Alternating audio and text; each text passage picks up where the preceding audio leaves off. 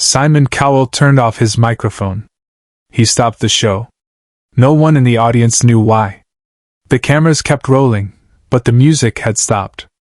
Thousands of people sat in complete silence, watching as one of the toughest judges in television history did something no one had ever seen him do before.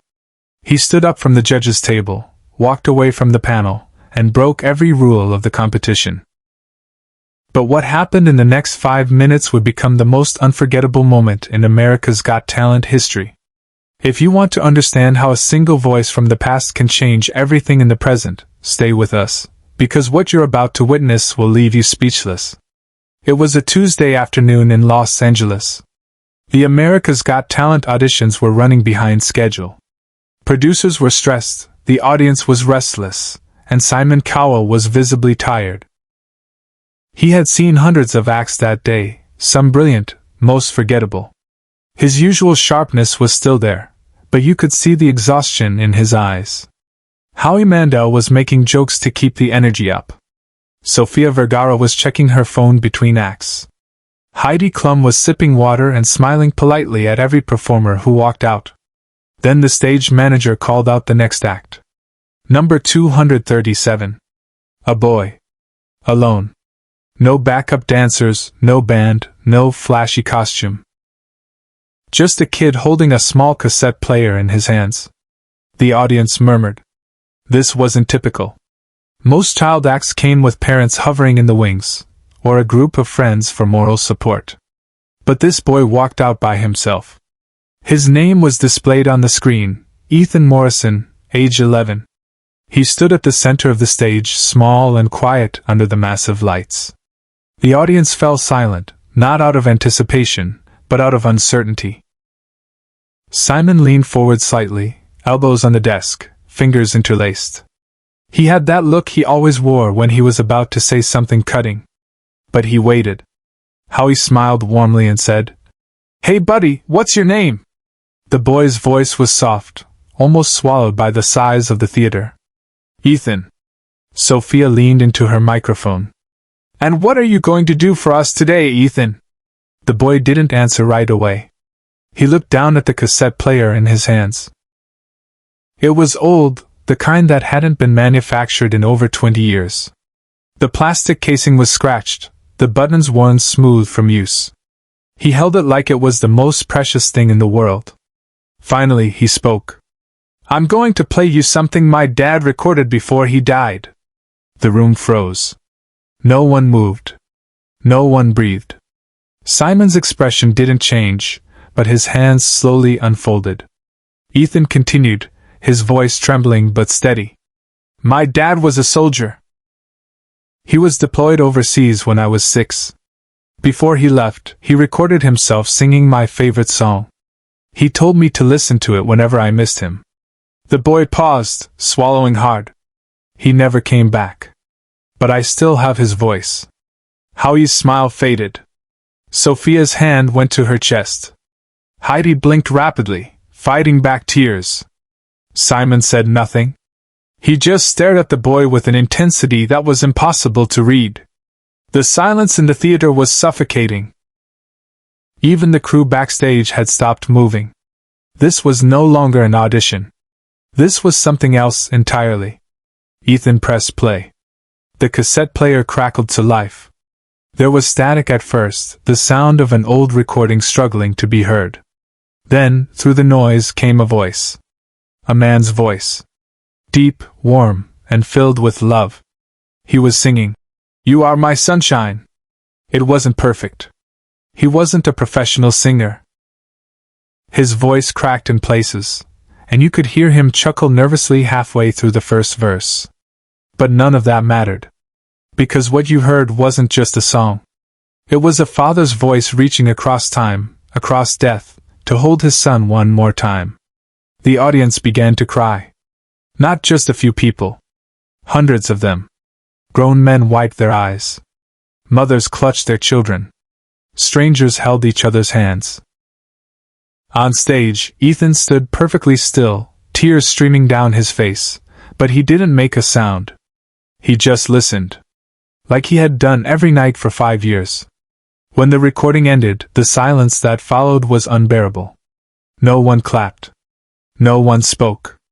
The boy looked up at the judges, his face wet with tears, and whispered, "That's all I have left of him." And that's when Simon Cowell did something no one expected. He reached down and turned off his microphone. The small click echoed in the silence. Howie looked at him, confused. Sophia's eyes widened. Heidi whispered, "Simon?" But Simon didn't respond. He stood up from the judge's table. Slowly. Deliberately. And then he walked toward the stage. Subscribe and leave a comment, because what Simon does next is something you will never forget. The audience didn't know what to do. Simon Cowell never left the judge's table during an audition. Never. It was an unspoken rule. The judges stayed seated, they gave feedback, they pressed buzzers, but they didn't walk onto the stage. Producers in the control room were frantically whispering into their headsets. "What is he doing?" one of them hissed. "Do we stop recording?" But the cameras kept rolling. Because even they knew this was bigger than the show. Simon walked slowly across the stage toward Ethan. His face was unreadable. No smile, no frown, just an expression of deep, aching focus. The boy looked up at him, eyes wide, unsure of what was happening. Simon stopped a few feet away, and for a moment he just stood there. Then, without a word, he knelt down. Simon Cowell, the man known for his sharp tongue and ruthless critiques, got down on one knee so he could be at eye level with an 11-year-old boy holding his dead father's voice. "Can I see that?" Simon asked quietly, gesturing to the cassette player. Ethan hesitated, then slowly handed it over. Simon held it carefully, turning it over in his hands like it was made of glass. He looked at the worn buttons, the faded label on the cassette inside. Then he looked back at Ethan. "How often do you listen to this?" he asked. His voice was softer than anyone in that theater had ever heard it. "Every night," Ethan whispered. "Before I go to sleep." Simon's jaw tightened. He nodded slowly, then handed the player back. "Your dad would be so proud of you," he said. His voice cracked just slightly on the word, proud. Ethan's face crumpled, and he started to cry harder. Not the quiet tears from before, but deep, body-shaking sobs. And Simon, without hesitation, reached out and pulled the boy into a hug. The audience erupted. Not in applause, but in a wave of raw, uncontrollable emotion. People were sobbing openly. Howie had his head in his hands. Sophia was crying so hard she couldn't speak. Heidi covered her face with both hands, her shoulders shaking. On stage, Simon held Ethan tightly, one hand on the back of the boy's head, the other around his shoulders. He didn't say anything. He didn't need to. Because in that moment, there were no judges, no contestants, no cameras. There was just a man who understood loss, holding a boy who had lost everything. When Simon finally pulled back, he kept his hands on Ethan's shoulders and looked him directly in the eyes. "Listen to me," he said, his voice steady but filled with emotion. "Your father's voice isn't all you have left of him. You have his courage. You have his strength. And you have his love. And that will never leave you." Ethan nodded, unable to speak. Simon stood up, took a deep breath, and walked back to the judge's table. But before he sat down, he did something that had never been done in the history of the show. He turned to the other judges and said, "We're not voting on this." Howie looked at him, confused. "What do you mean?" Simon's voice was firm. "This isn't a competition. This is a moment. And I will not reduce it to a yes or no." But then, as Simon stood there, something shifted in his expression. He looked back at Ethan, still standing on the stage, clutching the cassette player. And Simon knew that the boy didn't need a vote. He needed something more. Simon walked back to the judge's table, but instead of sitting down, he placed his hand on the golden buzzer. The audience gasped. The golden buzzer was reserved for the most extraordinary acts, the ones that transcended the competition. But no one had ever pressed it for something like this. Howie leaned over. Simon, are you sure? Simon didn't hesitate. He slammed his hand down on the button. Golden confetti exploded from the ceiling. The entire theater was bathed in light. Music blared from the speakers, but it was barely audible over the roar of the crowd. Thousands of people were on their feet, cheering, crying, clapping until their hands hurt. Ethan stood in the center of the stage, covered in golden confetti, looking around in disbelief. Simon stood at the judges' table, arms crossed, watching the boy with a faint, almost invisible smile. Backstage, producers were in chaos. "He can't do that," one of them said. "There's no performance. There's no act." But another producer, an older woman who had been with the show since the beginning, shook her head. "Let him," she said quietly. "This is bigger than the rules." On stage, Ethan was still crying, but now he was smiling too. Sophia ran onto the stage and hugged him. Heidi followed. Howie walked over and put a hand on the boy's shoulder. And Simon, still standing at the judges' table, finally allowed himself to show what he had been holding back. A single tear rolled down his cheek. He wiped it away quickly, but the cameras caught it. And in that moment, the world saw Simon Cowell not as a judge, but as a human being. The show eventually continued, but no one remembers what came after. Because nothing could follow what had just happened. When the episode aired weeks later, it became the most watched moment in America's Got Talent history. Clips of Simon stopping the show, kneeling beside Ethan, and pressing the golden buzzer went viral across every platform. Millions of people watched it, shared it, and cried over it. But the story didn't end there. After the show, Simon personally contacted Ethan's family. He arranged for the boy to receive therapy, support, and opportunities that would help him build a future his father would have been proud of. He didn't publicize it. He didn't make it part of the show. He just did it. Because that's who Simon Cowell is when the cameras stop rolling. Years later, in an interview, Simon was asked about that day. "Do you remember the boy with the cassette player?" the interviewer asked. Simon paused, his expression softening. "I think about him often," he said quietly. "That day reminded me why we do this show. It's not about finding the next big star. It's about giving people a moment to be seen, to be heard, to be remembered." He continued, "Ethan didn't need a record deal. He didn't need fame. He needed the world to know that his father's voice mattered, that his father's life mattered.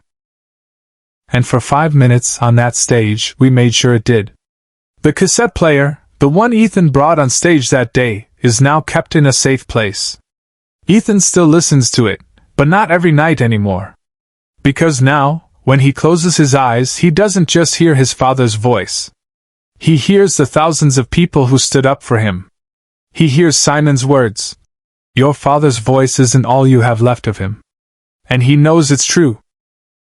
Simon Cowell's reputation is built on being tough, uncompromising, and brutally honest. But that day, he showed the world something more important. He showed them that sometimes, the most powerful thing you can do is stop everything, walk across a stage, and remind a child that they are not alone. The impact of that moment rippled far beyond the theater walls. In the days following the broadcast, letters poured into the AGT production office. Veterans wrote about their own children. Widows shared stories of loss. Teachers showed the clip in classrooms to teach empathy. Parents hugged their kids a little tighter that night. The episode became more than entertainment. It became a cultural touchstone, a reminder of what television could be when it stopped trying to manufacture emotion and simply allowed real human connection to unfold. Simon himself was changed by it. In subsequent seasons, his critiques remained sharp, but there was something different in his eyes. A softness that hadn't been there before. When a contestant would mention a personal struggle, Simon wouldn't rush past it. He would pause, listen, and respond with the kind of careful attention that only comes from someone who has witnessed grief up close. His fellow judges noticed it. Howie once joked in an interview, "Ever since that boy with the tape recorder, Simon's been nicer. I don't know if I like it." But he was smiling when he said it. What people don't know is that Simon kept in touch with Ethan's family for years. Every birthday, a card would arrive. When Ethan graduated middle school, a congratulatory message appeared. When the boy faced difficulties, and there were many, because grief doesn't disappear just because you've had a viral moment, Simon's team would quietly reach out with resources, counselors, and support networks. None of it was ever publicized. No press releases, no photo ops. Just a man honoring a promise he never actually made out loud, but had committed to the moment he knelt beside a grieving child on national television. The cassette player itself became a symbol. Ethan eventually donated it to a museum dedicated to military families, where it sits in a glass case with a small plaque that reads, "A father's love preserved. A son's courage honored." A moment that reminded us all what matters. Thousands of visitors stopped to look at it every year. Some press their hands against the glass. Others take photos.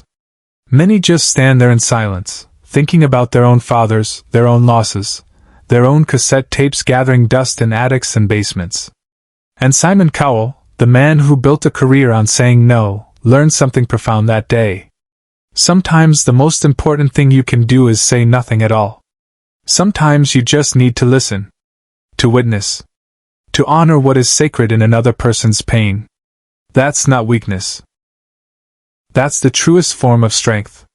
Share this story and subscribe, so this moment will never be forgotten.